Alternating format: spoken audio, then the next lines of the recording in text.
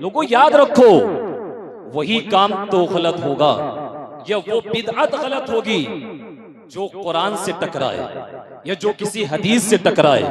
मुझे बता तो सही, कब्र पर अजान पढ़ना ये किस कुरान की किस आयत के खिलाफ है? मुझे बता तो सही, कब्र पर अजान पढ़ना कौन सी हदीस के खिलाफ है? किस नबी ने मना किया? सहाबी ने मना किया? किसी ताबी ने मना किया? तबे ताबी ने मना किया या अल्लाह के वली ने मना किया? एक ला करके दिखा कि जो कुरान की आयत दलालत करती हो या हदीस बताती हो कि सुन्नियों का ये काम गलत, शिर्क, बिदअत, एक ला करके दिखा। और आज मैं चैलेंज कर करके जाता हूं, अल्हम्दुलिल्लाह अज़्ज़ व जल अहले सुन्नत व जमात का एक एक काम कुरान और हदीस के मुताबिक है। अगर किसी को कोई एतराज है, खुला चैलेंज है, आने के बाद आप बात कर सकते हो। ना कोई लड़ाई, ना कोई झगड़ा, ना जमीन चाहिए, ना पैसा चाहिए, ना कोई बात चाहिए। अल्हम्दुलिल्लाह हम साबित करके दिखा सकते हैं अहले सुन्नत व जमात का एक एक काम कुरान के मुताबिक है, हदीस के मुताबिक है, ताबीन के मुताबिक है। और अल्हम्दुलिल्लाह अज़्ज़ व जल अहले सुन्नत व जमात यही हक पर है और यही जन्नत के हकदार है। हमने कहा या रसूल अल्लाह, आपकी उम्मत में 73 फिरके हो जाएंगे, कौन हक पर होगा? आका ने इरशाद फरमाया जो मेरे तरीके पर होगा और जो सहाबा के तरीके पर होगा। हमने कहा आपके तरीके को क्या कहते हैं? तो मुस्तफा के तरीके को सुन्नत कहते हैं और सहाबा के गिरोह को जमात कहते हैं और दोनों को मिलाने के बाद अहले सुन्नत व जमात कहते हैं। अल्हम्दुलिल्लाह अज़्ज़ व जल अहले सुन्नत व जमात ही ये मुस्तफा के तरीके पर है, सहाबा के तरीके पर है, अबू बकर सिद्दीक के तरीके पर है, उमर फारूक आज़म के तरीके पर है, उस्मान गनी के तरीके पर है, मौला अली के तरीके पर है, ताबीन के तरीके पर है, अइम्मा मुज्तहिदीन के तरीके पर है, अल्लाह के फर्जों के तरीके पर। अगर कोई जमात है, अहले सुन्नत व जमात है, आजा इनसे जुड़ जा। इसलिए कि कसम खुदा की कयामत के दिन अगर कोई जन्नत का हकदार होगा तो वो अहले सुन्नत व जमात वाला यही जन्नत का हकदार होगा। नारे तकबीर, नारे रिसालत, नारे गौसियत, मसलके आला हजरत उलमाए अहले सुन्नत मुफ्ती गुलाम नबी फरीदी साहिब किबला, नारे तकबीर, नारे रिसालत। अब आइएगा जरा, आप सुनिएगा मैं अर्ज क्या कर रहा हूं, क्या फरमा रहे हैं? अच्छा, सुनिएगा जरा आप मेरी बात। प्यारे प्यारे मोहतरम इस्लामी भाइयों, माशाल्लाह इब्राहिम भाई अच्छा सुन रहे, माशाल्लाह जी। अब आइएगा आप, बुखारी शरीफ आपने सुना है ना, अब आपका थोड़ा जहन में आपको करीब करूं और आप समझने की कोशिश मेरी बात को कीजिएगा। मेरी बात को निगेटिव ना लीजिएगा आप, बल्कि आप समझने की कोशिश कीजिएगा। हदीस की किताब एक बुखारी शरीफ, और बुखारी शरीफ के अंदर आपको दो तरीके की हदीस है। एक हदीस से ये साबित है कि मेरे आका करीम सल्लल्लाहु अलैहि वसल्लम की सुन्नत बैठ करके पेशाब करना है, एक हदीस। और बुखारी ही की दूसरी हदीस में ये भी है कि मेरे मुस्तफा ने खड़े होकर के भी पेशाब किया है। अब मुझे बताइएगा आप, बुखारी में दो तरीके की हदीसें, एक से क्या साबित है? एक से साबित है खड़े होकर, और एक हदीस से क्या साबित है? बैठकर। एक मौलाना ने आपको हदीस बताई कि खड़े होकर, और एक ने बता दी बैठकर। आपका जहन कंफ्यूज होगा कि नहीं होगा? और बताइए कंफ्यूज होगा कि नहीं होगा? कंफ्यूज हो जाएगा ना। एक हदीस के अंदर वित्र की 1 रकात और एक हदीस के अंदर वित्र की 3 रकातें। अब आपको मौलाना ने बता दी कि वित्र की 1 रकात और किसी ने आपको बता दी वित्र की 3 रकात, तो आप जब तक दोनों का मतलब नहीं समझोगे आपका जहन कंफ्यूज होगा कि नहीं होगा? बताइए कंफ्यूज होगा कि नहीं होगा? इस तरीके से अहदीस मुबारका के अंदर बहुत इख्तिलाफ। एक हदीस के अंदर है रफ़ा देन किया जाए, एक में नहीं किया जाए। आप दोनों सुनोगे आपका जहन कंफ्यूज होगा कि नहीं होगा? कुरान की एक आयत मुबारका से साबित है मुस्तफ़ा को इल्म गैब है, और एक आयत से बज़ाहिर साबित है कि नबी गैब नहीं जानते। अब आपने एक मौलाना से ये वाली सुन ली, एक मौलाना से दूसरी सुन ली, तो बोलो आपका जहन कंफ्यूज होगा कि नहीं होगा? अरे बताओ बताओ, ज़हन कंफ्यूज होगा कि नहीं होगा? ज़हन कंफ्यूज होगा। अब इस तरीके से एक हदीस में है कि नाव के नीचे हाथ बांधो, एक में नमाज में नाव के ऊपर बांधो। अब आपको एक मौलाना ने हदीस सुना दी, आपने मोबाइल पे सुन लिया कि नाव के नीचे, और एक ने बताया नाव के ऊपर। आप जब दोनों हदीस सुनोगे तो आपका ज़हन कंफ्यूज होगा कि नहीं होगा?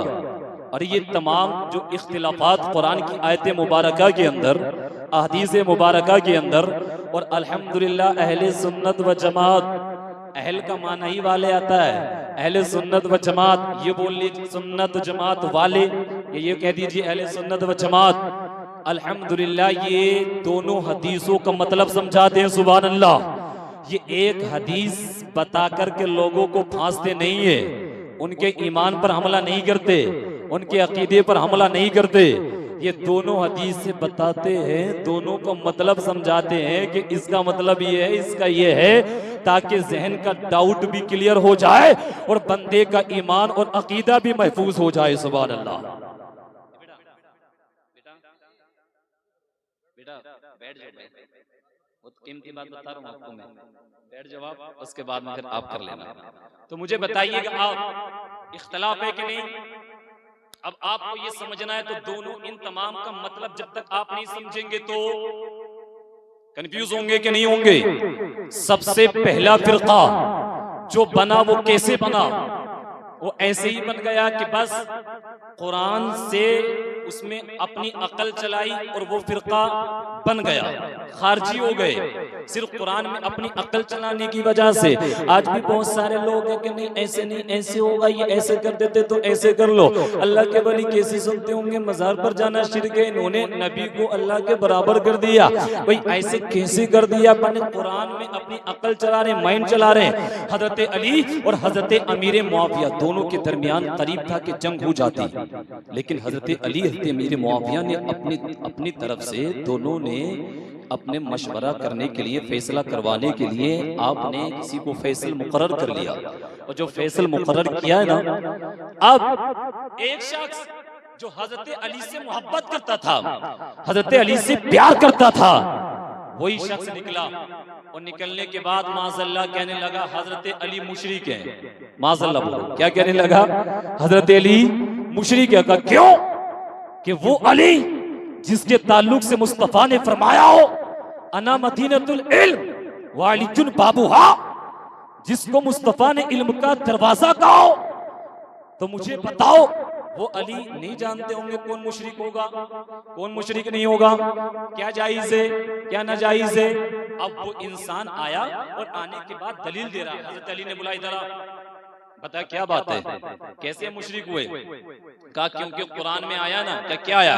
कहा कुरान के अंदर आया इनिल हुक्मु इल्ला लिल्लाह, फैसला करने वाला नहीं है कोई सिवाय अल्लाह के, तो अल्लाह ही फैसला करने वाला है। और आपने इस इंसान, इन आदमियों को फैसल बना लिया, फैसला करने वाला बना लिया, तो आपने फैसला करने वालों में बनाने में आपने अल्लाह का इनको शरीक ठहरा दिया, आप मुशरिक हो गए माज़अल्लाह। हजरत अली ने कहा कुरान की आयत तो सही पढ़ी आपने, लेकिन कुरान की इस आयत से जो मतलब तुमने समझ लिया वो गलत समझ लिया है। और सबसे पहला फिरका जो बना वो सिर्फ कुरान की आयत का गलत मतलब अपना जहन चलाने की वजह से फिरका बना था। तो ये कुरान है, युदिल्लु बिही कसीरन व यहदी बिही कसीरा। इस कुरान से बहुत सारे हिदायत भी पा जाते हैं और बहुत सारे गुमराह भी हो जाते हैं। ये कुरान खुद कह रहा है। इसलिए जरूरी नहीं है मेरी कौम का नौजवान सिर्फ बगैर पढ़े लिखे मोबाइल में देखने के बाद कुरान को समझ ले, इतना इल्म है क्या? हदीस को समझ ले, इतना इल्म है क्या? नहीं ना। अब ये आए और आने के बाद अब आइएगा बनी इसराइल, अल्लाह ने मना किया वलक़द अलिमतुमुल्लज़ीना अतदौ मिनकुम फिस्सब्ति फक़ुलना लहुम कुनू क़िरदतन ख़ासिईन। अल्लाह ने फरमाया ए बनी इसराइल हफ्ते के दिन शिकार मत करना। शैतान आया, वसवसा दिलाया, और वसवसा दिलाने के बाद शैतान ने कहा हफ्ते के दिन ऐसा करो, नाली बना दो, और नाली बनाने के बाद एक गड्ढा खोद दो, अगले दिन जाना मछली निकाल करके ले आना, तो आप इसका कुरान पर भी अमल हो जाएगा, अल्लाह भी नाराज नहीं होगा। कहा था बेवकूफो, हफ्ते के दिन नाली का बनाना, गड्ढा खोदना, ये शिकार करना ही तो कहलाता है, और अल्लाह ने हफ्ते के दिन मना किया। तो लोग क्या कर रहे हैं? अपनी अकल चला रहे हैं कुरान में। क्या कर रहे हैं? अकल चला रहे हैं। किसमें? कुरान में। और जब कुरान में अकल को चलाने वालों और शरीयत के अंदर अपनी अकल के घोड़े दौड़ाने वालों और अपनी अकल से फैसला करने वालों और गलत कयास करने वालों, ऐसा होगा तो ऐसा हो जाएगा, ऐसा नहीं होगा तो यूं हो जाएगा, अपनी तरफ से कुछ भी बयान कर दो। क्या तुम्हारे बाप की है शरीयत? क्या तुम्हारे बाप का है कुरान? क्या तुम्हारे बाप की है हदीस? कि जो चाहो बयान कर दो और आने के बाद सुन्नियों पर शिर्क का फतवा लगा दो। आप अपनी तरफ से अजान को मना कर दो, आप अपनी तरफ से मजार पर जाने को मना कर दो, आप अपनी तरफ से माज़अल्लाह सलातो सलाम पढ़ने को मना कर दो, आप अपनी तरफ से माज़अल्लाह अल्लाह अज़्ज़ा व जल पर इम्कान किस्म को जायज रखो। मुस्तफ़ा के इल्म को माज़अल्लाह छोड़े चमारों से कम बताओ, मुस्तफ़ा के इल्म से ज्यादा शैतान मरदूद के इल्म को बता दो। अबे शर्म नहीं आती? तुम अपनी तरफ से बताते हो। जब बनी इसराइल ने अपनी अकल को चलाया, जब घोड़ों को दौड़ाया है, तो कुरान के अंदर ये आया, हफ्ते के दिन शिकार मत करना। अल्लाह को ऐसा जलाल आया, ऐसा जलाल आया, ऐसा जलाल आया। जब अल्लाह पकड़ता है, जब अल्लाह तव्वाब है, वही अल्लाह कहार भी है, वही अल्लाह जब्बार भी है। जब पकड़ा है, ऐसा पकड़ा, ऐसा पकड़ा, ऐसा पकड़ा का बनी इसराइल मैंने तो मना किया था, हफ्ते के दिन शिकार मत करना, शिकार मत करना। रात को मछली खा करके आराम से सो गए। अपनी अकल चलाने के बाद, अकल दौड़ाने के बाद, ज़हन चलाने के बाद, जब अल्लाह को चला लाया लोगों, कुरान में अकल चलाओगे। रात को सोए तो इंसान थे और जब सुबह को उठे, अल्लाह ने अकल चलाने की वजह से 12,000 लोगों को बंदरों की शक्ल में बस फरमा दिया। नारे तकबीर, नारे रिसालत, मसलके आला हजरत उलमाए अहले सुन्नत हजरत अल्लामा मुफ्ती गुलाम नबी साहब किबला फरीदी। नारे तकबीर, नारे रिसालत, जिंदाबाद हजरत, जिंदाबाद, जिंदाबाद। तो मुझे बताओ, कुरान में अकल चलाओगे या कुरान हदीस को समझ करके आप आगे बढ़ोगे? अब आप क्या देखते हो मालूम है?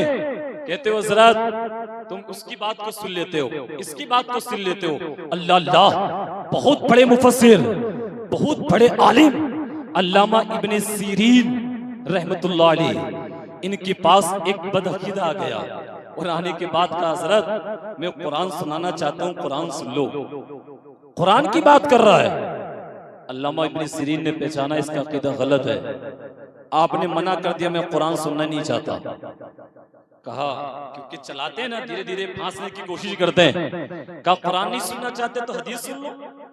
अल्लामा इब्ने सीरीन ने कहा चल चला जा, मैं हदीस भी नहीं सुनना चाहता। कहा आप कोई ना कुछ तो मेरे मुझसे सुन लो, कुछ तो सुन लो, कोई दिन की बात सुन लो या कोई कुछ भी आप सुन लो। आपने कहा चला जा, मैं कुछ सुनना ही नहीं चाहता तुझसे, चला जा।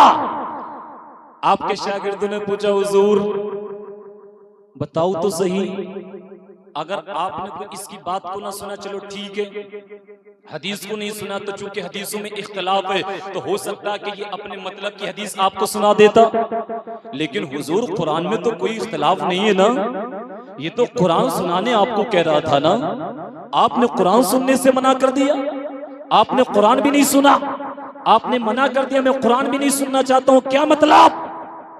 कसम खुदा की लोगों, किसी की भी वीडियो देखने वालों, बद मजहबों के बयानात सुनने वालों, बद मजहबों की मस्जिदों में जाकर के तकरीर सुनने वालों, और मेरी कौम के नौजवानों, मोबाइल चलाने के बाद, सिर्फ दाढ़ी और पगड़ी देखने के बाद, किसी की भी तकरीर सुनने के बाद अपने अकीदे को कमजोर करने वालों, आओ अल्लामा इब्ने सीरीन से ज्यादा तुम नहीं जानते, हम नहीं जानते, आज मेरी कौम का नौजवान नहीं जानता।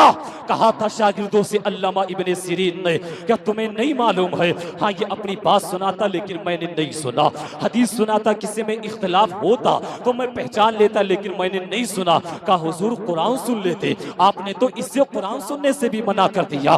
कहा नहीं मैं कुरान भी नहीं सुना। कहा क्यों? कहा इस वजह से कुरान तो हक है, कुरान को तो मैं हक मानता हूँ, लेकिन हो सकता था कि इसके पढ़ने का अंदाज अंदाज अच्छा होता, इसकी आवाज अच्छी होती, इसका लहजा अच्छा होता, इसका अंदाज अच्छा होता, इसका लहजा हो सकता मुझे पसंद आ जाता, इसकी आवाज पसंद आ जाती, इसका अंदाज पसंद आ जाता, कुछ ना कुछ तो मुझे पसंद आता।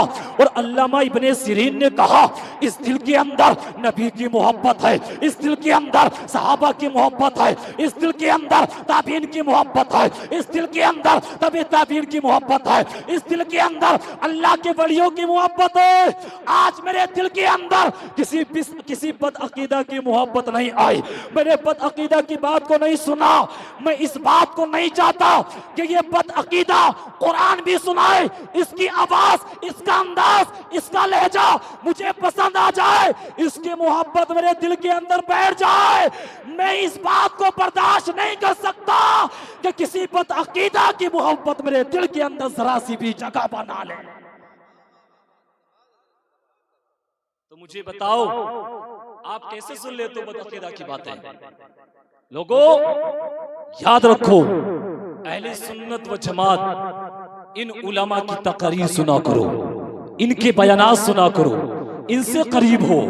जब अल्लामा इब्ने सिरीन जैसी हस्ती उन्होंने नहीं सुना और तुम कहते हो हम सुन लेंगे, हम उधर थोड़ी जाएंगे। नहीं, कुछ ना कुछ तो आपको लगेगा, इसलिए नहीं सुनना है। ठीक है, अब आप आइए जरा आगे बढ़िए, जरा मोहब्बत से बोलिएगा सुभान अल्लाह। जी मौलाना रिश्ता बात समझ में आ रही है? अब आइए, लोग कहते हैं सरात कब्र पर आसान, इसका सबूत कुरान से दीजिएगा, हदीस मुबारका से दीजिएगा। अभी तकरीबन अगर आप कहो तो अभी 30 दलाइल सिर्फ कब्र पर अजान पढ़ने के मैं दे सकता हूँ, सिर्फ 30 दलाइल कब्र पर। ये लैपटॉप के बगैर मैं तकरीर करता हूँ, लेकिन जब लोग कहते हैं दलाइल दिखाने भी हैं, क्योंकि आज लोगों का हाल ये हो गया सिर्फ जुबान से सुना रहे तो मान ही नहीं रहे।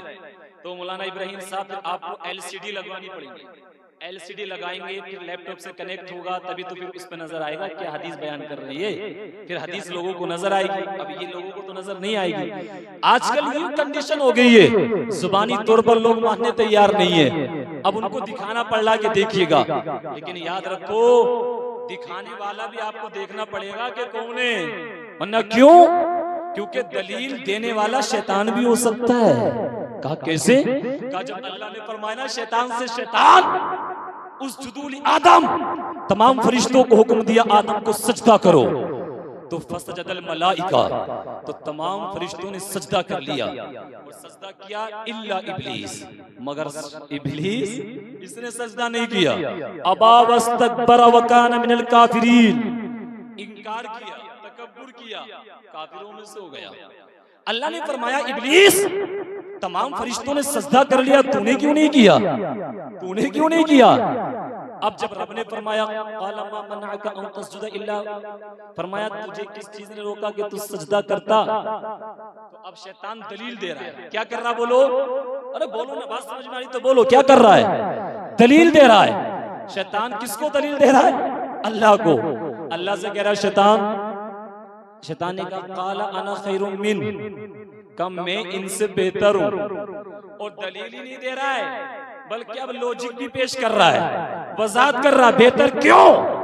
शैतान कह रहा खलक़तनी मिन नार व खलक़तहू मिन तीन। शैतान कह रहा इसलिए कि अल्लाह तूने मुझे आग से पैदा किया है और हजरत आदम को मिट्टी से पैदा किया है, तो आग की फितरत ऊपर को उठना होती है, मिट्टी की फितरत नीचे को जाना होती है।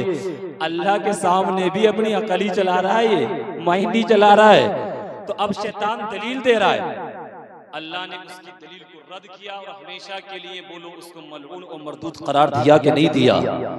तो लोग आज जरूरी नहीं है कि कुरान दिखाने के बाद अगर आपको दलील दी जाए तो दलील देने वाला किस एंगल से दे रहा है, किस नजरिए से दे रहा है, आपको कैसा समझाना चाह रहा है, आपको ये समझना होगा। वरना दलील तो कुरान के अंदर शैतान की दलील भी है। बोलो, दलील दी शैतान ने कि नहीं दी? तो शैतान की दलील सही थी या गलत थी? तो जरूरी नहीं है कि हर वो जो दलील दी जाए सही हो, जरूरी नहीं है कि हर दलील जो दी जा रही है वो दुरुस्त हो, जरूरी नहीं है कि दलील देने वाला सही हो। क्यों? क्योंकि दलील देने वाला शैतान की शक्ल में उसका चेला भी तो हो सकता है कि नहीं हो सकता है। ईमान पर हमला करने वाला, अकीदे पर हमला करने वाला, तो ये आपको पहचानना पड़ेगा। हर किसी की दलील और कुरान और हदीस का टाइटल देखने के बाद आप अपने ईमान और अकीदे का सौदा ना कीजिएगा, अपने ईमान और अकीदे को बहकाने की कोशिश मत कीजिएगा। और लोगों कान खोल करके सुनो, मुझे पता तो सही आज तेरे पास में इल्म, आज मेरे पास में इल्म हजरत इमाम हुसैन से ज्यादा नहीं, इमाम अली असगर से ज्यादा नहीं, इमाम अली अकबर से ज्यादा नहीं। जब करबला के मैदान के अंदर जब यजीद का मुकाबला किया, इमाम हुसैन यजीद को अपना इमाम बना लो। मुझे बता तो सही, अगर इमाम हुसैन अगर चाहते तो यजीद को अपना इमाम बना लेते, उसके पीछे नमाज पढ़ लेते, उसके बयान को सुन लेते, उसके हाथ पर बैत कर लेते। लेकिन लोगों बताओ, इमाम हुसैन ने यजीद को अपना इमाम क्यों नहीं बनाया? उसके हाथ पर बैत क्यों नहीं किया? उसको अपना मुक्तदा क्यों नहीं माना? उसका साथ क्यों नहीं दिया? उसका पीछे क्यों नहीं हुए?